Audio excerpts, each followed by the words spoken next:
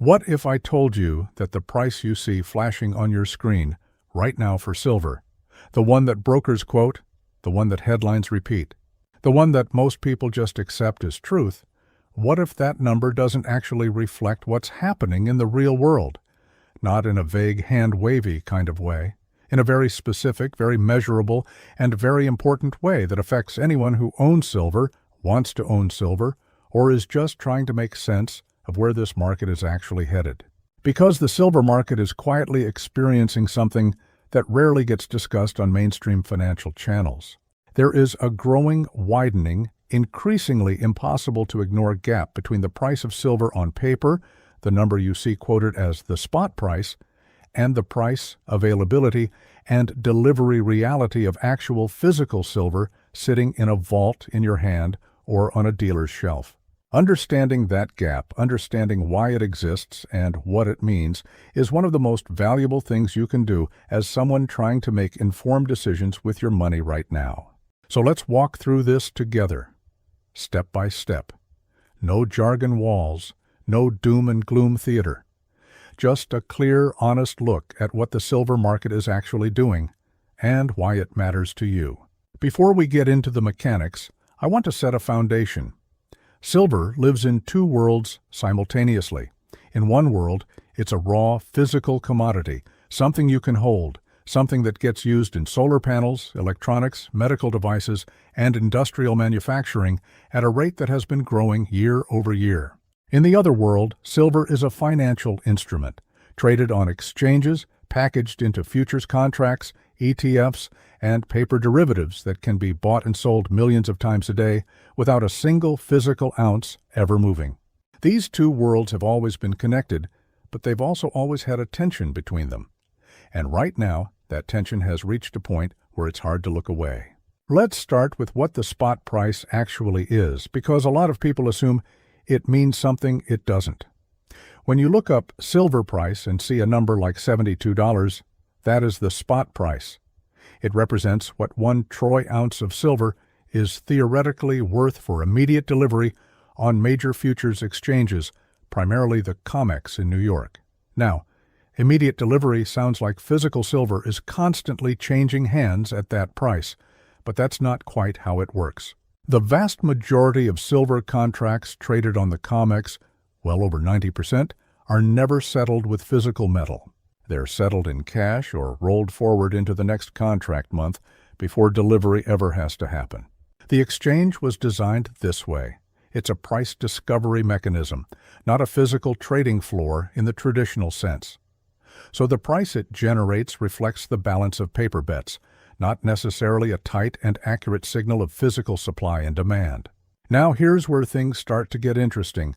Over the past few years, the physical silver market has been sending very different signals than the paper market. Dealer premiums, the amount above spot price that physical silver actually costs when you walk into a coin shop or place an order online, have been sitting at levels that would have seemed extraordinary not long ago. When the premium on a basic 1-ounce silver coin runs anywhere from 15 to 25% above spot, that's the market telling you something. That's buyers and sellers in the real world saying, we don't entirely believe the paper price. Think about it this way. If the official posted price on bread is $2 a loaf, but every baker in town is selling it for $3.50 because that's what it actually costs to produce and distribute, which price is real? The official number or the price you pay at the counter? That's not a perfect analogy because nothing in finance maps perfectly onto everyday life, but the principle holds. When there is a persistent, meaningful gap between the official quoted price and the actual transacted price in physical markets, it's worth asking why. There are a few distinct forces creating this divergence, and they work together in ways that compound the effect. The first is industrial demand. Silver is not just a precious metal that sits in vaults or gets made into jewelry. It has the highest electrical conductivity of any element, the highest thermal conductivity, and antimicrobial properties that make it valuable in medicine, water purification, and more. And critically, the growth of the green energy transition has sent silver demand into genuinely new territory. Every solar panel uses silver. High-efficiency photovoltaic cells require meaningful amounts of it, and as solar deployment has scaled globally, dramatically so over the past several years, the industrial appetite for silver has grown in ways the market was not fully prepared for. Add the rise of electric vehicles, which use silver in their electrical systems, and you have a commodity whose demand profile has structurally shifted upward while mining supply has stayed relatively flat. New silver mines take years, sometimes a decade, to go from discovery to production. Supply simply cannot respond quickly the way a factory can ramp up output of a consumer product. The second force involves the COMEX itself. The COMEX maintains registered and eligible silver inventories, physical metal either ready for delivery or stored in approved vaults.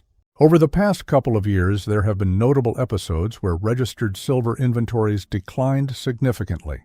Registered inventory is the metal that traders have made available for delivery against futures contracts. When that number drops while open interest in futures contracts remains high, you get what market participants call a tightening of the delivery mechanism. It doesn't automatically mean the market breaks, but it creates real pressure. It raises the question of what happens if more traders than usual actually stand for delivery, actually say, "No, I want the metal, not the cash." And what we've seen in certain contract months is exactly that kind of elevated delivery demand, where the ratio of contracts standing for delivery relative to available metal has crept up to levels that draw serious attention. Now the COMEX has mechanisms to manage these situations. They can adjust margin requirements, encourage cash settlement, and bring in additional metal from other vaults globally. This is not a straightforward "the whole thing is about to collapse" story, and I want to be clear about that, because this topic sometimes attracts that kind of hyperbole, and it doesn't serve you well. But the mechanisms used to manage delivery pressure are themselves part of the story. When an exchange has to work hard to manage physical delivery demand, that's a market signal. It may not show up in the paper price, but it's visible to people who watch the underlying data. The third force is investment demand. When people feel uncertain about currency stability, inflation, or the broader financial system, they historically move toward hard assets. Gold tends to get the headlines, but silver has a unique appeal because it's more affordable per ounce, making it accessible to everyday investors in a way that gold, at the prices we've seen recently, simply isn't. In periods of financial stress, retail demand for physical silver spikes. Coin shops sell out. Online dealers put items on back order, premiums rise. And yet, the spot price generated on an exchange dominated by institutional paper trading may not fully capture this retail reality in real time. The two markets move at different speeds and respond to different pressures. If you've found this breakdown useful so far, this is a good moment to hit that subscribe button if you haven't already. On this channel, we do exactly this kind of work, taking complicated market topics and making them genuinely useful for everyday investors. No noise, just clarity. Now let's keep going, because we're getting to the part where this connects to real decisions and real life. So we've established that there are real structural reasons why physical silver and paper silver might trade at different effective prices. But why does this persist? Why doesn't the market just arbitrage this away? If you can buy a futures contract for silver at $72 and simultaneously sell physical silver for $85 after premiums, why doesn't that gap close immediately, the way financial theory says it should? The answer is that arbitrage sounds simple in theory, but is genuinely difficult in practice when physical commodities are involved. To close that gap, you'd need to take delivery of physical silver through the futures market, which requires meeting specific contract requirements, dealing with warehouse logistics, paying storage and insurance costs, and arranging transportation. All of that takes time, capital, and operational capacity that most traders simply don't have. The people who do have it have their own reasons for how they manage their positions. So the gap can persist far longer than a simple model would predict, which is exactly what we've been watching. Here's something else worth understanding. There are different layers of the silver market, and they are not equally transparent. At the top, you have the large-scale institutional market, big banks trading enormous paper contracts, ETFs holding silver on behalf of shareholders, sovereign wealth fund activity. Below that, you have the industrial purchasing market, manufacturers, technology companies, solar panel producers buying silver for actual use. And then you have the retail market, everyday investors, coin collectors, people who want to hold some physical metal as part of a diversified savings approach. Each layer has its own price discovery and its own dynamics. The spot price that gets quoted everywhere primarily reflects the institutional paper market, but the strain and real-world reality is most visible in the layers below. Let's also talk about the gold-to-silver ratio because it adds useful context. Historically, gold and silver traded at ratios anywhere from 15-1 to 80-1, meaning it took that many ounces of silver to buy 1 ounce of gold. Right now, the ratio has been running high by historical standards, sometimes above 80 or touching 90 during moments of market stress. Relative to gold, silver appears cheap by historical norms. Whether that means silver is due for a catch-up move is genuinely debated. Markets can stay mispriced for a long time, but it's a data point many serious analysts reference when discussing silver's structural position. Now I want to address something directly because this topic can attract conspiratorial thinking. There are people who will tell you that the silver market is actively suppressed by shadowy forces. I'm not going to take you down that road. Not because market manipulation doesn't exist in finance. It does, with documented cases across commodity markets. But because conspiracy framing leads people to make poor decisions based on speculation rather than what's actually observable. What I'm describing is structural and visible. The gap between paper and physical silver is measurable. Industrial demand growth is documented. COMEX inventory dynamics are public data.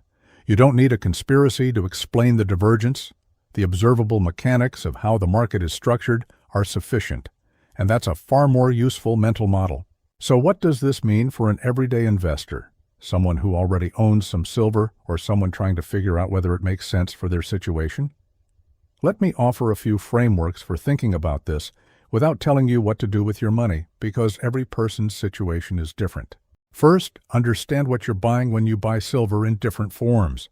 A silver ETF gives you exposure to the paper price, convenient, liquid, easy, but you own a financial instrument, not metal.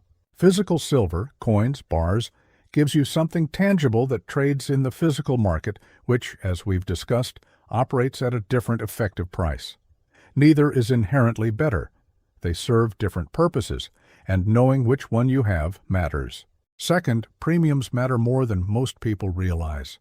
If you buy physical silver at 20% above spot, and spot moves up 10%, you haven't made money. You've roughly broken even. The premium you pay is a real cost, and it reflects real market conditions. Watching how premiums move over time tells you something about physical market tightness that spot price alone simply doesn't capture. Third, the industrial demand story for silver has structural legs regardless of financial market dynamics. The energy transition is a multi-decade shift. Solar deployment alone is expected to continue growing significantly through the 2030s, and each unit of that growth consumes silver. That's a demand driver that isn't going away, and it's separate from any financial speculation or inflation hedging narrative. Fourth, think about what role, if any, a hard asset plays in your broader financial picture. Silver is volatile. It's not a substitute for a diversified portfolio, and it doesn't pay dividends or interest. Anyone who tells you it's a guaranteed wealth preserver or a hedge against everything is oversimplifying. It's a tool with specific characteristics that make it useful in certain contexts and less useful in others. Now let's think about what could happen from here, being careful not to present this as a prediction, because nobody has a reliable crystal ball on commodity markets. One scenario is that physical market tightness continues to build, industrial demand remains strong, COMEX delivery pressure grows, and at some point the paper price is forced to converge upward toward what physical buyers are actually paying. The gap closes from below, the paper price rises to meet physical reality. This is what silver bulls have been anticipating, and there are reasonable arguments that the ingredients for it are in place. Another scenario is that technological improvements in solar cell efficiency reduce the silver needed per panel. New mining supply comes online, industrial demand growth slows, and the financial system stays stable enough that investment demand remains moderate. In this scenario, current premiums compress, the spot price stays relatively stable or declines, and the divergence turns out to have been temporary friction rather than a fundamental structural break. This scenario is also plausible, and anyone who tells you it's impossible isn't being straight with you. A third scenario, and markets rarely move in straight lines, is that volatility itself becomes the defining feature. Silver has historically been significantly more volatile than gold. It can move dramatically in both directions in short periods. A spike on industrial demand or financial stress, followed by a sharp pullback when conditions change, is very much within the normal range of how this metal behaves. Understanding that volatility risk is part of understanding silver as an asset. Here's what I find genuinely fascinating about the moment we're in. For most of modern financial history, the idea that a paper price and a physical price for the same commodity could diverge meaningfully and persistently was considered an anomaly that markets would correct quickly. What we've watched happen, not just in silver, but across several commodity markets in recent years, suggests that the relationship between paper markets and physical reality is more complicated than the textbook assumes. Whether that's because of the sheer scale of derivative markets relative to physical supply, changing patterns of demand, or how global supply chains have been restructured, probably some combination of all three, the gap is real, measurable, and worth paying attention to. For you, trying to make sense of headlines that say silver is at $72 while your local coin dealer is charging $85 and running low on inventory, understanding that both things can be simultaneously true is genuinely valuable. The spot price is real in the sense that it determines future settlement prices, some ETF valuations, and the reference point for options contracts. But it is not a complete picture of what silver actually costs in the physical world today. Knowing the difference between those two things puts you ahead of a lot of investors who just look at the ticker and assume that's the whole story. What I'd encourage you to do, not as financial advice, just as a suggestion for learning more, is to start watching not just the spot price, but the physical premiums at major dealers. Watch the COMEX registered inventory numbers, which are publicly available. Watch the gold-to-silver ratio over time. Watch industrial silver demand reports from organizations like the Silver Institute. None of these data points alone tells you what to do, but together they paint a far richer picture of what's actually happening than a single number on a financial website ever could. And that really is the deeper point of everything we've covered today. The silver market operates on multiple levels simultaneously, and the most visible level is not always the most informative one. The spot price is useful, but it's generated by a paper market that handles far more contracts than there is physical metal to back them. The physical market sends its own signals, through premiums, through delivery demand, through inventory dynamics, through whether you can walk into a store and actually buy what you're looking for at the listed price. Both sets of signals are real. The investors who understand both have a more complete picture than those who only track one.